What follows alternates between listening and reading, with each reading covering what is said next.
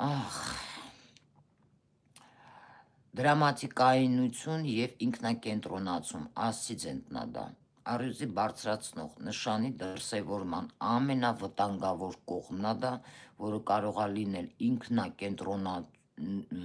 ինքնակենտրոնությունը եւ զորով ուշադրություն պահանջը։ Ինչպես է դա դրսևորում, եթե նա չի ստանում իրեն անհրաժեշտ ուշադրությունը դրական ճանապարհով, գնահատանք, ստեղծագործություն, նա կարող է դրան ձգտել բացասական միջոցներով, սկանդալներ ստեղծելով, որը ժողովուրդը տեսնում է, հա, կամ դրամատիկ իրավիճակներ հրահրելով,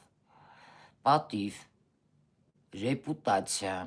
ուշադրության կենտրոնում մնալու համար։ Նա կարող է ուրիշների անունը եւ հեղինակությունը օգտագործել որպես բեմի ռեկվիզիտ։ Նա կարող է հրապարակայնացնել գաղտնիքներ